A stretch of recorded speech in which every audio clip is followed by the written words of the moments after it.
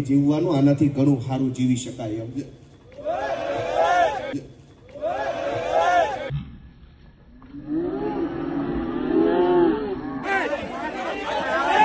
બધા મિત્રો પોતાની જગ્યાએ બેસી જાય, બધા મિત્રો પોતાની જગ્યાએ બેસી જાય। દરેક અસલમભાઈ, હું તમામ આપણા કાર્યકરોને વિનંતી કરું છું, તમામ કાર્યકરો પોતાની જગ્યાએ બેસી જાય।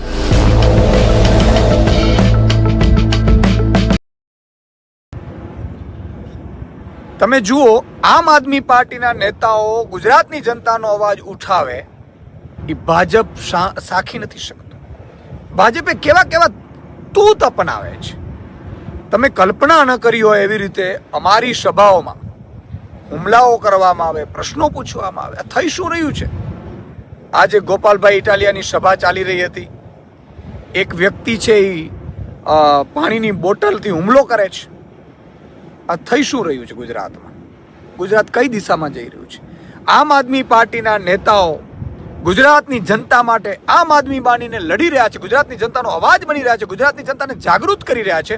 એ ભાજપ અને એની માસીયાબેન કોંગ્રેસ સાખી નથી શકતી। અને એટલા માટે તમે જુઓ, ભાજપ પોતે હુમલો ન કરાવે તો કોંગ્રેસના કાર્યકર્તાઓથી હુમલો કરાવડાવે। વિસાવદરમાં પણ તમે જુઓ, ભાજપ રૂપિયા વેચતી હતી, પણ વેચતા દેખાયા કોણ? કોંગ્રેસના નેતાઓ। થઈ શું રહ્યું છે ગુજરાતમાં? આટલી હદે ગુજરાતની જનતાને નફરત કરો છો તમે? આ ગુજરાતની જનતાના અવાજ ઉપર હુમલો છે, ગોપાલ ઇટાલિયા ઉપર હુમલો નથી। અને અમે આ હુમલાથી ડરવાના નથી। અમારી સભાઓમાં તમે પ્રશ્નો પૂછાવડાવો, ભલે પ્રશ્નો પૂછાવડાવો, પણ 30 વર્ષથી જેનો કુશાસન ચાલી રહ્યું છે, જંગલરાજ ચાલી રહ્યું છે, એને તો કોઈક પૂછો। અને કેમ ગોપાલ ઇટાલિયા ઉપર જ હુમલો થાય છે?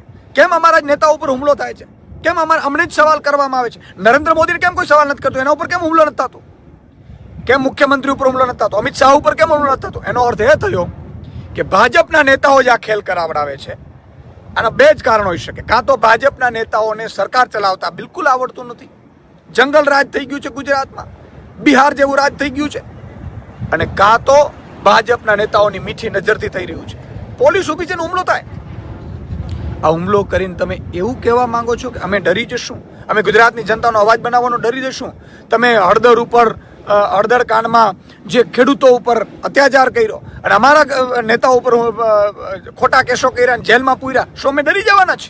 અમે કેટલીક કિસાન મહાપંચાયતો કરી, આજે ગોપાલ ઇટાલિયા ઉપર હુમલો થયો છે, અમે ડરી જવાના છે? કોઈ ડરવાનું નથી।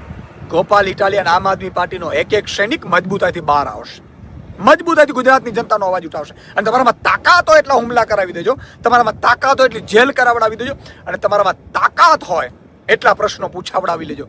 યાદ રાખજો, ગુજરાતની જનતા ભોળી હોઈ શકે છે, પણ અણસમજુ નથી। ગુજરાતની જનતા બધું જાણી રહી છે, તમારા નાટકો જાણી રહી છે। તમારા ઉપર હુમલા નથી થતા, અમારા ઉપર હુમલા થાય છે, એ ગુજરાતની જનતા નથી જાણી રહી, કારણ કે ગુજરાતની જનતાનો અવાજ દબાવવાની આ કોશિશ છે, આ ગુજરાતની જનતાનો અવાજ દબાવવાનું ષડયંત્ર છે।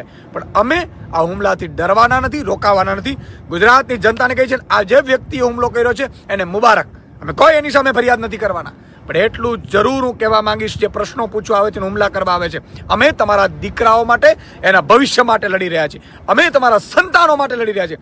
ગુજરાતના ખેડૂત, મજૂર, શોષિત વર્ગ, આઉટસોર્સિંગ કર્મચારી, મહિલાઓ અને મોંઘવારી, ચારે બાજુથી જંગલરાજ, એ ગુજરાતના કુશાસનને હટાવવા માટે લડી રહ્યા છીએ। એટલે કદાચ કોઈનો હાથો બની અને તમે આમ આદમી પાર્ટી ઉપર હુમલો નથી કરતા, ગુજરાતની જનતાની આશા ઉપર હુમલા કરી રહ્યા છો। ત્યારે ગુજરાતની જનતાને વિનંતી કરું છું કે તમે બમણા જોરથી સાથ આપજો। અમે તમારી લડાઈ લડવાની બંધ નહીં કરીશું, બમણા જોરથી પડીશું। જય હિન્દ, જય જય ગરવી ગુજરાત। આમ આદમી પાર્ટીની સભા હોય ત્યાં કાયમ ભાજપ દ્વારા આવા દરકૃત્યો કરવામાં આવે છે। આજે શું થયું? બધાની નજર હતી કે બધા પોલીસવાળા લફંગાને અહીંયા લઈને આવ્યા વચ્ચે। બે જણા અહીંયા આવી ગયા અચાનક, બે ચાર પીઆઈ ઇન્સ્પેક્ટર અહીંયા આવી ગયા, બાકીના બધા અહીંયા આવી ગયા। પોલીસ પોતે આ લફંગાને લઈને આવી, પોતાની ગાડીમાં લઈને આવ્યા, અહીંયા બેસાડ્યો। મારી નજરમાં હતું, પણ મને કંઈ એવું લાગ્યું નહીં કે કંઈક અજુગતું હશે। મને એમ હતું કે ઉલટાનું કંઈક રોકવા આવ્યા, પણ એ લફંગાએ મારી ઉપર પથરો ફેંક્યો, પછી એને પ્રોટેક્શન આપીને લઈ જવા માટે આવ્યા હતા।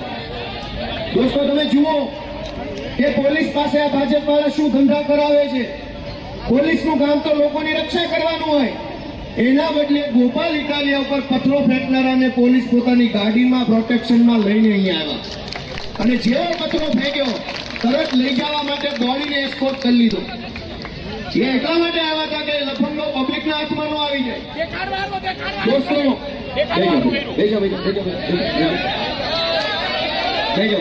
બેસો. હાલો ભાઈ સ્થાન કરી લેજો બધા બેસી જાઓ. એ ભાઈ બધા છોડી દો પ્લીઝ, વિનંતી છે. બધા મિત્રો યુવાનો પ્લીઝ બધા મિત્રો ભાઈઓ યુવાનો વડીલો ભાઈ તમને બધાને નમ્ર વિનંતી છે. મૂકી દો બધા ભાઈ બધાને નમ્ર વિનંતી છે. ભાઈ વડીલો બધા પાછા હટો. તમે જાઓ ને નીચે જાઓ, બધા પાછા હટાવો. જાઓ બધા હટાવો, પાછા બધા પાછા હટો. પાછા હટો. શાનવાજ બધા પાછા બોલાવી દીધો.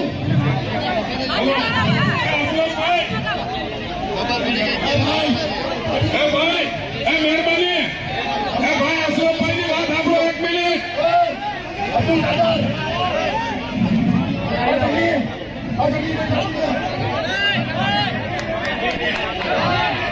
હવે કોઈ હાથ ઉપાડે ને અશોકભાઈ ને આમ છે.